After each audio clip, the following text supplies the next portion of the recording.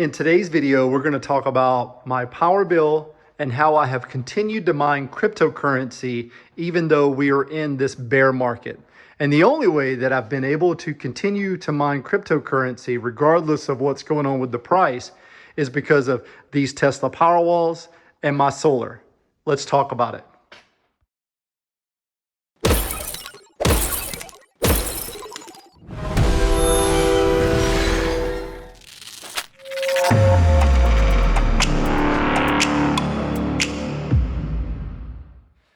To put the power bill into perspective, I think it would be important to look at the plan that I'm on.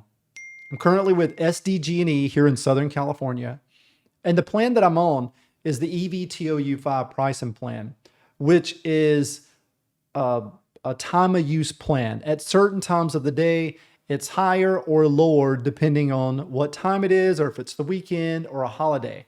So my cheapest time of the day is between midnight and 6 a.m. at 10 cents. Then at 6 a.m., it goes up to 40 cents, and then 4 p.m., 64 cents. So it gets substantially higher. I have 70 solar panels and 6 Tesla Powerwalls. So what I'm able to do is charge the Powerwalls at midnight at 10 cents, and then at 6 a.m., have the Powerwalls come on, and then I am selling back the solar to the grid at the price that I would normally be buying at. My agreement with the power company is that any excess solar that I have or I'm not using, I can sell it back to them, and they will give me a credit on my bill for that price that I sell it to them at. So if I'm buying at 10 cents and I'm selling at 40 cents and 64 cents, this is really how I'm able to take advantage of the time of use plan using both solar and the Tesla Powerwalls. Now let's look at the power bill. My power bill, these are the charges for the month. This is the latest one. It's broken down into 2 different types of charges. We have an electricity delivery fee. I'm sure most of you have this, an electricity generation fee. So based off of my usage that I am selling back to the grid and using from the grid, they will combine those two, come up with a total amount. Then they will combine all of the solar that I generated and sold back to the grid.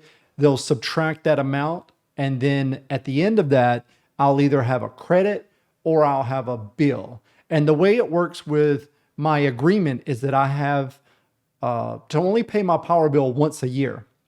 And the reason why is because some months produce more sun than other months. And so by letting it just continue to roll month to month, my extra usage that I send back to the grid will help pay for previous months in which I didn't have enough sun or electricity to really take care of that.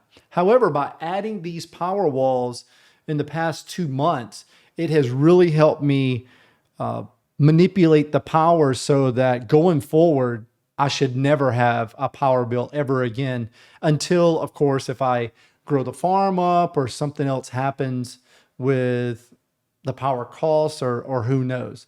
But my power bill for the most recent month, minus $89.72. And this is after running the house, the pool, charging 2 Teslas, and running my 1.3 gigahash, and that's based on the Ethereum, 1.3 gigahash farm for the month. My power company is really good about providing graphs and information so you can compare your current energy usage with your previous energy usage. Now I can pull up my latest power bill that we just went over at negative $89.72. And I can compare that same time last year, and you can see what my power bill was. This was my power bill running everything that I'm running now. As a matter of fact, this was when my farm was much larger. I believe it was like 3.2, 3.5, somewhere around in there, gigahash on the Ethereum algorithm. And that was when there had to be some reevaluating. I had to start downsizing that farm because I just wasn't going to pay this kind of power bill. And also what I wanted to do was to invest in something like the Tesla Powerwalls that would be beneficial not only for crypto, but in life. And as you can see right here, a substantial difference.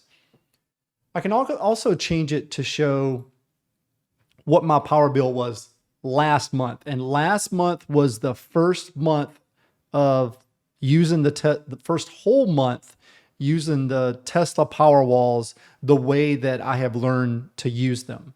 And you might be asking, why was last month minus 178 and this month minus 89? And that's because September is a hot month in California. So in August, I wasn't turning on any air conditioners. In September, multiple air conditioners were turned on to cool the house down because it was hot. And yeah, it's producing more sun, or more solar, but it's using a lot more. As soon as you turn an air conditioner on, I mean, it just eats up the solar, the power in the power walls. But I wasn't going to not turn on the air conditioners because at the end of the day, I'm going to be comfortable in the house. But that's the reason why the minus 78 from last month and the minus 89. So without air conditioners being turned on, it looks like I'm going to have around negative 178 a month, leaving me room for that growth in the future whenever it makes sense, if at all, to increase the farm size. So there's my power bill in this crazy bear market that we're in. And hopefully there was some information in here if you've been on the fence or trying to decide if solar, power walls, the combination of both really work for you and your situation. Everyone's different. I get it. Some states have more sun than others. Some states don't have these types of time of use plans in which you can really sell back power at a higher cost, much higher cost than when you're buying. So hopefully this was informative. Hope you enjoyed the video. Thanks for watching.